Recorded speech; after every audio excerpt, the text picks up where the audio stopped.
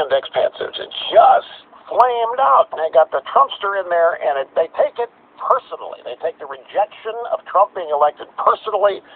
I mean, they made it plain to everybody in America they hated Trump. That's my take on this, so I'm going to go ahead and get into this now. I got to tell you again up front, I don't know the guy. I haven't even. He's been in a room twice when I have been with the president, but I've never been formally introduced even.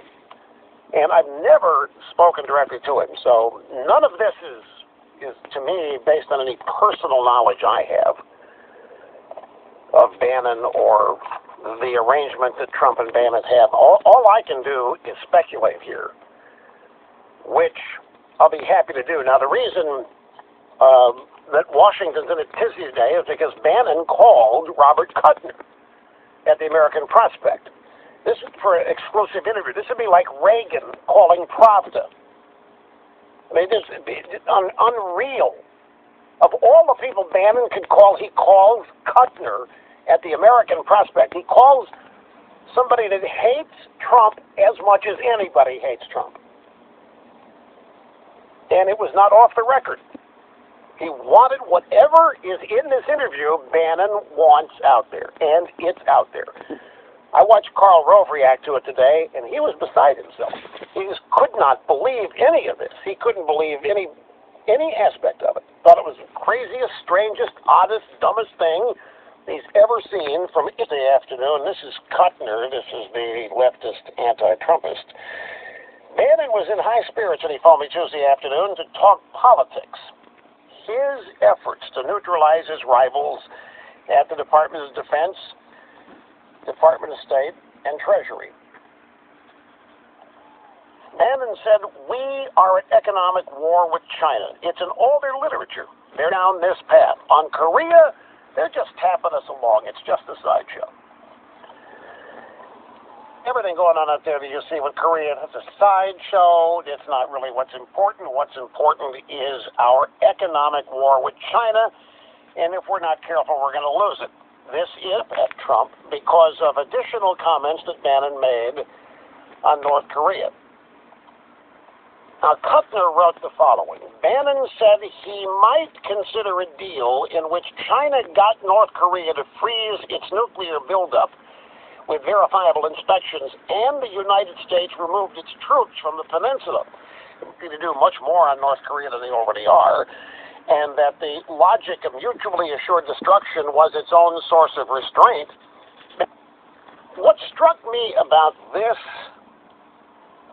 is the way Kuttner wrote this. Bannon said he's not talking about Trump. He's talking about himself. Is its nuclear buildup. And then he went further on North Korea. You know, Trump has been out there launching at Kim Jong-un, and he's been making it clear that if Kim Jong-un launches at Guam or does anything, that there's going to be hellfire to pay. And Bannon undercut all of that in this interview. Military solution in North Korea, forget it.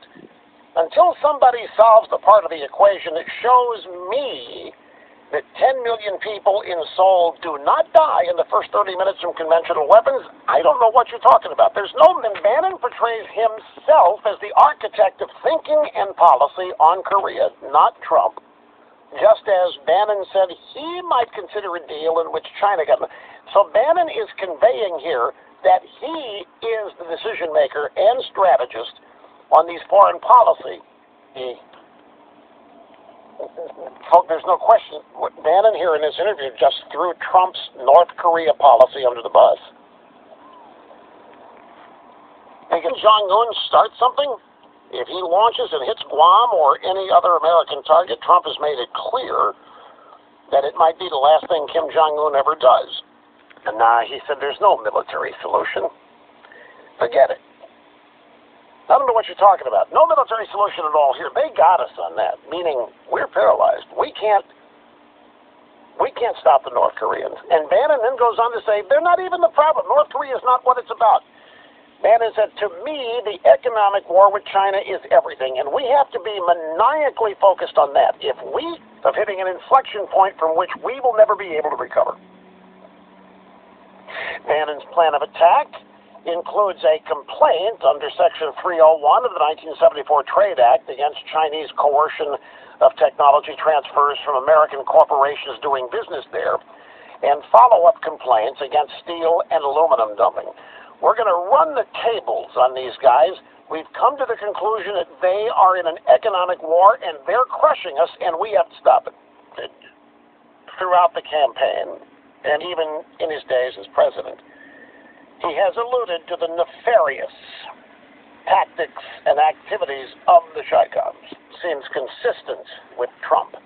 Now, this complaint under Section 301 of the 1974 Trade Act against Chinese coercion of technology transfers from American corporations doing business, what that means, Apple and iPads and HomePods and any number of gadgets in China technology.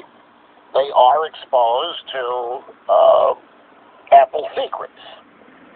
And the 1974 Trade Act prevents a host nation like China from coercing tech secrets, trade secrets, from, say, a company like Apple in order for Apple to continue to be allowed to do business there.